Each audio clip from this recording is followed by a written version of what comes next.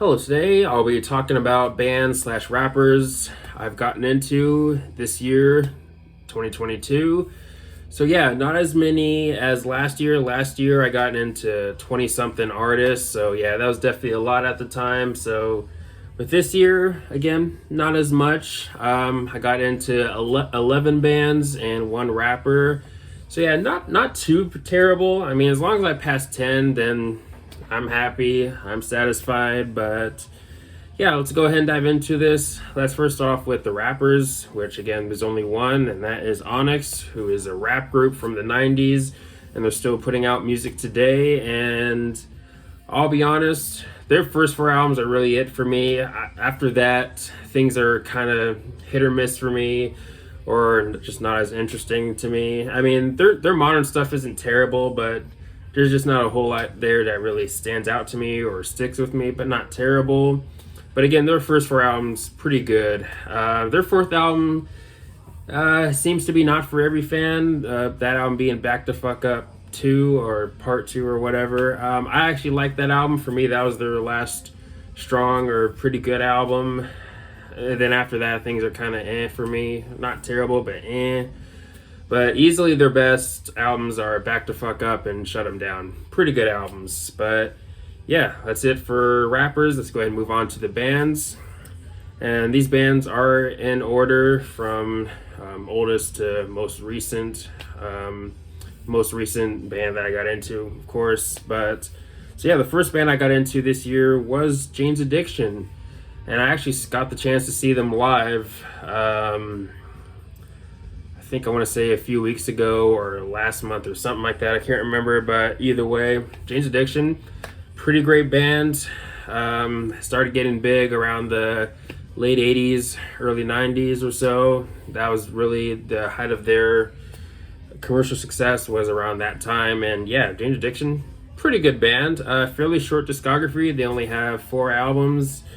I believe they also have, like, I don't know, 1 or 2 live albums or something like that. And of course, they do have some compilations. But yeah, Jane's Addiction, definitely a great band. And if you haven't heard them, definitely check them out. Next band is the band Garbage. So yeah, I'm not into very many female fronted bands, but this was a band that I decided to check out of curiosity because I did know one of their songs, that song being I Think I'm Paranoid, which is a song that I've always thought was not bad, but I decided to check the band out, and now I'm a fan now. Now, I do agree that their 90s are easily their peak.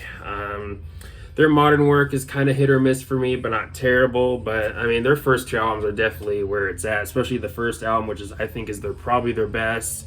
Many great songs like Super Vixen, Queer, and Only Happy When It Rings, and of course many others. But yeah, Garbage, pretty good band. They might not have the strongest discography, but still, pretty solid band. Next, we'll be moving to the band Annihilator, which is another band that honestly I'd say also doesn't have the strongest discography, but they do have their share of many great albums. I think their first 3 albums are especially great. I know some fans are not really on board with the third album, Set the World on Fire, because that album's a bit more commercial leaning, but I do personally enjoy that album. I think it's also one of their best. Not as good as the first 2 albums, though, which I think is their best. Alice in Hell and Never Neverland.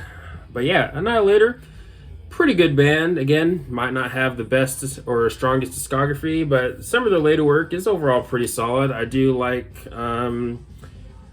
if I'm getting the singer right, I think his name is Joe Comu or something like that. They did 2 albums with him in the 2000s, Carnival Diablos and Awaken the Fury. I like those albums.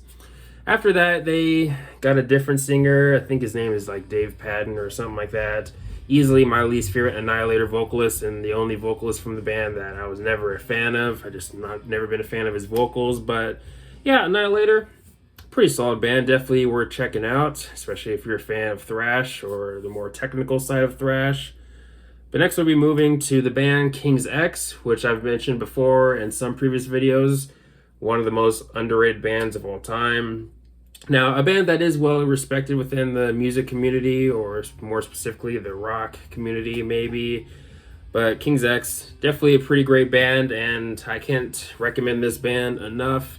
And they're another band that's kind of not too easy to describe because there isn't really any bands that sound like these guys. I mean, I've heard the prog term being thrown at them sometimes, but I wouldn't personally call them prog. There might be elements here and there or influence here and there, but I wouldn't straight up just call them a prog rock or prog metal band because you also do get a bit of alt rock in there maybe. Again, kind of a tough band to describe, but they're my favorites. My favorite albums for them are probably Gretchen Goes to Nebraska, the self-titled, and Dogman. But yeah, overall, pretty great band, and a band that you guys, anyone who is watching right now, definitely check them out. But next we'll be moving to arguably maybe one of the fastest thrash metal bands, and that is Dark Angel. Pretty killer band. They only had 4 albums. I did hear that they're back in the studio working on new stuff. I'm not sure if that's true or not, but again, that's something that I've heard. But yeah, Dark Angel, pretty good band. I think their last album, Time Does Not Heal, is probably my favorite. Darkness Descends, which is often considered their best by some people. That album is probably my second favorite, but Time Does Not Heal, really great album. And if you like thrash, definitely check out that album if you haven't heard it. Next, we'll be moving to a pretty unique band, that band being Voivod. They're part of the Canadian Big Four of thrash, and yeah, they're great. They have this mixture of thrash and prog, and overall pretty interesting. And yeah, Nothing Faced probably being my favorite album by them. The Outer Limits probably being my second favorite. I really enjoyed that album. Dimension Hatros is maybe my third favorite, potentially maybe, but yeah, Voivod, again, definitely a great band. Next we'll be moving to Cavalera Conspiracy, which is a side project that Max Cavalera does with his brother Igor. And overall, solid band. I like Cavalera Conspiracy, don't love them, but still, overall, solid band. But if you like Max Cavalera, definitely check them out. Next we'll be moving to one of the earlier bands in the world of melodic death metal, and that is Arch Enemy. They're maybe a contender for maybe being one of my most played bands of this year. Absolutely. I mean, well, let's see. Wages of Sin probably being my favorite album by them. Anthems of Rebellion probably being my second favorite. And of the 3 vocalists, Angela's probably my favorite. But I do like Alyssa though. I feel like they've been getting better with each album so far with Alyssa.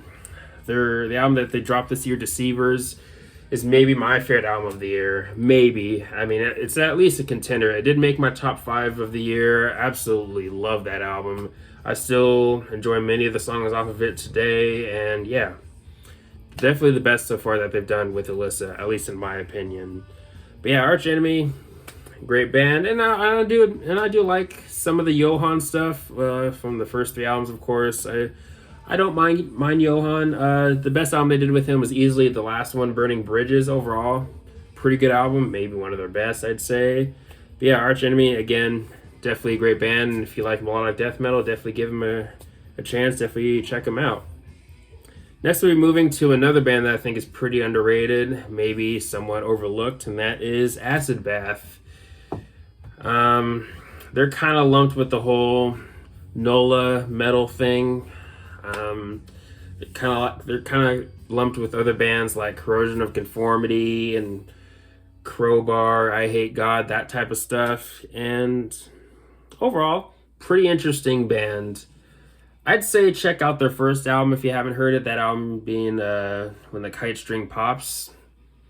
Pretty cool band. They didn't last very long. They only had 2 albums, but again, if you like 90s metal, definitely check out Acid Bath.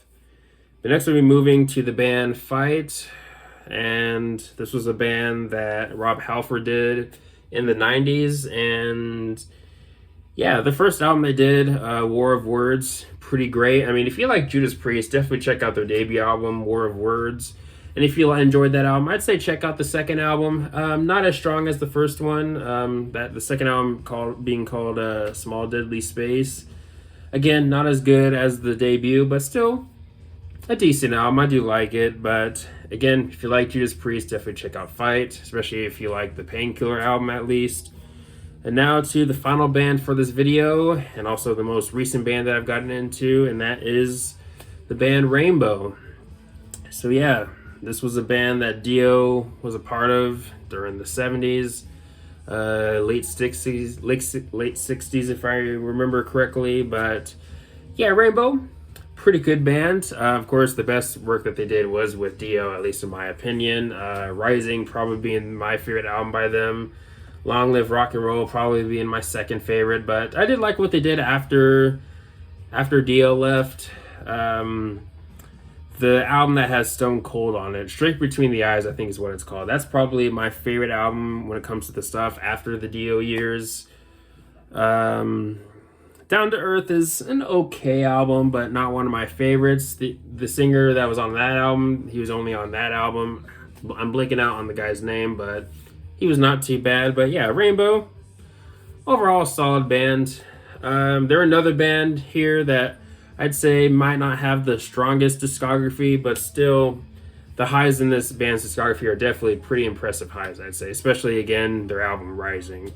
But yeah, those are all the bands slash rappers that I've gotten into in the year 2022. Let me know your thoughts. Let me know what bands or rappers or anything like that you've gotten into this year in the comment section below, and all that good stuff. But anyways, thanks for watching. Please leave a comment and a like, subscribe. Have a nice day and take care.